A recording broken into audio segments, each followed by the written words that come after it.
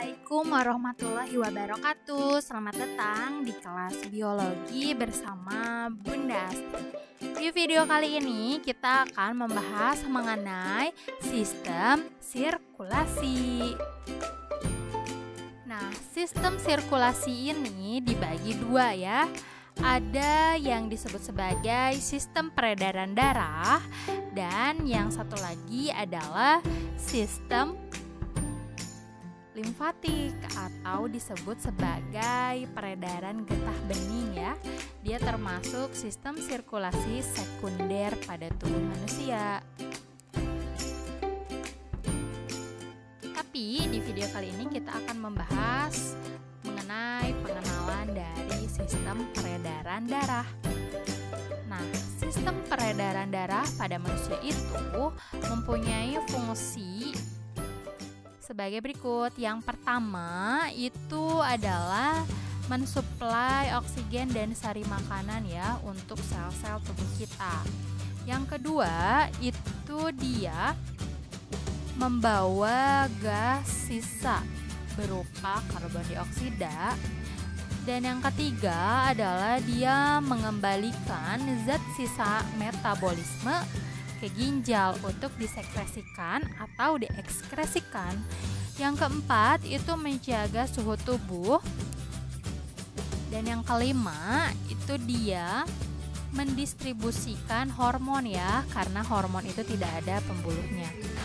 Kemudian kita harus tahu bahwa sistem peredaran darah pada manusia itu punya 3 komponen penting ya. Yang pertama ya pasti harus ada darahnya. Yang kedua itu adalah kita harus punya alat pompanya berupa jantung. Dan yang ketiga adalah kita harus punya tempat di mana darah itu mengalir, yaitu pembuluh darah. Di video kali ini kita akan membahas mengenai darah terlebih dahulu ya, yaitu komponen atau komposisi dari darah. Nah, komponen darah itu ada 2 ya. Yang pertama itu berupa plasma darah. Dia berwarna putih kekuningan. Lalu yang kedua adalah komponen berupa sel-sel darah. Plasma darah itu kandungannya apa saja sih di dalamnya? Nah, ternyata kandungan plasma darah itu 90% berupa air loh. Dan 10%-nya itu berupa larutan protein, glukosa, faktor koagulasi atau pembekuan darah, hormon, dan karbon dioksida. Apa saja sih protein yang ada di darah? Nah, proteinnya itu yang utamanya ada 3 ya. Yang pertama adalah albumin, dia menjaga tekanan osmotik darah, globulin untuk antibodi atau kekebalan tubuh, dan fibrinogen beserta trombin itu untuk pembekuan darah atau koagulasi. Untuk prosesnya nanti akan kita bahas di video selanjutnya. Jadi fungsi plasma darah itu apa? Nah, fungsi utamanya plasma darah itu untuk mengangkut sari makanan ke dalam sel-sel tubuh kita. Yang kedua akan kita bahas mengenai sel-sel darah ya. Sudah kalian ketahui dari bab jaringan hewan ya, bahwa sel darah itu ada 3. Ada eritrosit, ada leukosit, dan ada trombosit. Kita bahas yang eritrosit dulu ya. Eritrosit atau sel darah merah, ini dia itu jumlahnya berbeda pada laki-laki dan perempuan ya. Jadi pada perempuan atau wanita jumlahnya kurang lebih 4,5 juta per milimeter kubik. Kalau pada laki-laki itu kurang lebih 5 juta per milimeter kubik. Nah, strukturnya eritrosit itu seperti apa sih? Dia itu nggak punya nukleus ya. Lalu dia itu bentuknya cakram bikonkav, artinya cekung ke dalam di kedua sisinya. Model dari eritrosit itu seperti ini. Kemudian fungsinya untuk apa sih? Nah, eritrosit itu untuk mengikat oksigen ya menggunakan pigmen respirasi yang disebut sebagai hemoglobin atau Hb. Pengikatannya Hb ditambah O2 itu akan membentuk HbO2 yang disebut sebagai oksihemoglobin. Nah, sekarang kalian harus tahu nih umur dari sel darah merah itu berapa. Ternyata umurnya itu kurang lebih 120 hari. Jadi sel-sel darah merah yang telah tua nanti akan dirombak di dalam hati. Seperti ini bagannya. Nanti eritrosit itu akan dipecahkan jadi hemoglobin ya di dalamnya. Nanti si hemenya itu akan diubah menjadi bilirubin dan biliverdin. Bilirubinnya itu akan dioksidasi menjadi urobilin untuk mewarnai feses dan urin. Lalu biliverdin itu akan jadi zat warna empedu ya, nanti dia akan disalurkan ke kantung empedu. Lalu zat besinya itu akan diambil dan disimpan di dalam hati, dan globinnya itu akan dimanfaatkan lagi untuk pembentukan hemoglobin yang baru. Begitu proses perombakan dari eritrosit yang sudah tua.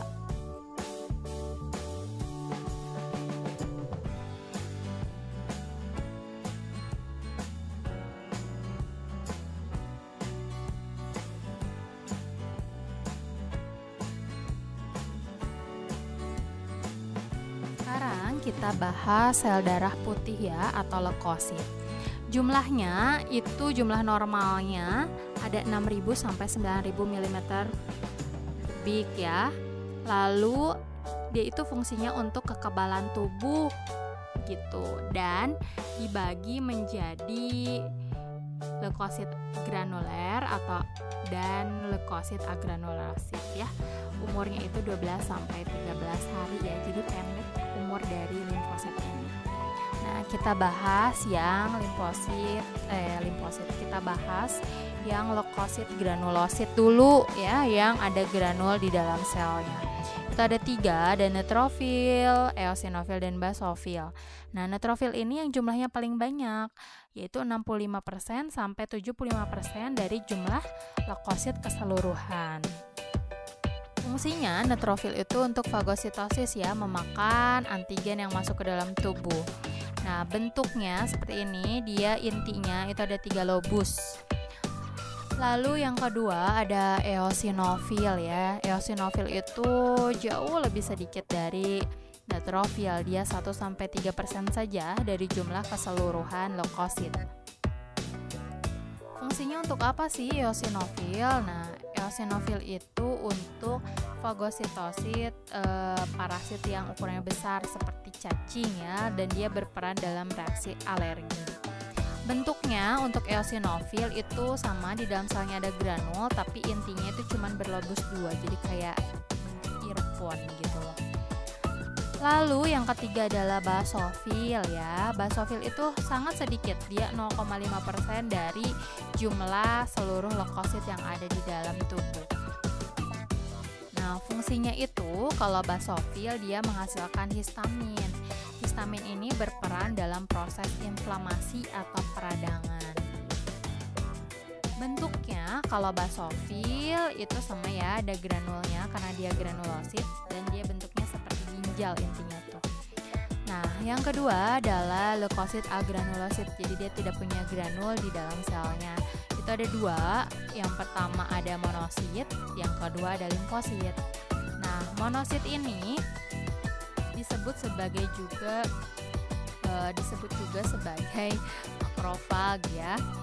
Nah, kalau limfosit itu untuk kekebalan tubuh, dia jumlahnya besar, jadi 20-40% dari jumlah seluruh leukosit. Kalau monosit itu sedikit ya, cuma 2-8% dari jumlah seluruh leukosit. Fungsi dari monosit itu untuk makrofag atau ya untuk fagositosis juga sih, cuma ukurannya lebih besar atau fagositnya lebih kuat lagi. Nah, bentuknya itu dia intinya seperti ginjal ya, tapi nggak ada granulnya. Lalu limfosit itu bentuknya intinya bulat. bulat di tengah, besar gitu intinya.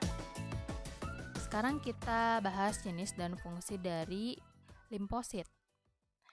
Nah, limfosit itu ada dua sebenarnya, ada limfosit B sama limfosit T.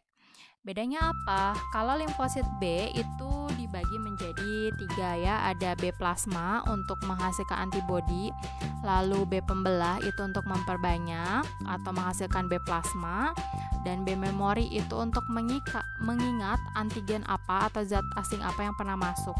Kalau limfosit itu ada 4 ya, ada T helper, T cytotoxic atau T killer, T suppressor, dan T memori.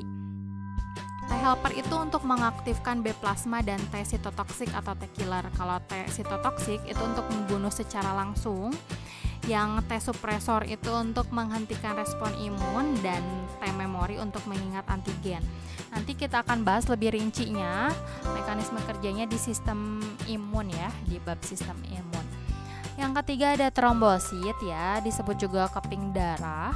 Nah, trombosit ini jumlahnya 140.000 sampai 400.000 per milimeter kubik darah. Dia fungsinya untuk pembekuan darah. Nah, umurnya itu 8 sampai 10 hari. Lalu strukturnya dia tidak punya inti ya, lalu bentuknya tidak beraturan, tidak berwarna, dan mudah pecah. Nah, gambarnya yang ini, yang warna putih, ada tangan-tangannya gitu ya. Oke, begitu untuk pengenalan dari sistem peredaran darah dan komponen atau komposisi darah. Terima kasih atas perhatiannya. Wassalamualaikum warahmatullahi wabarakatuh.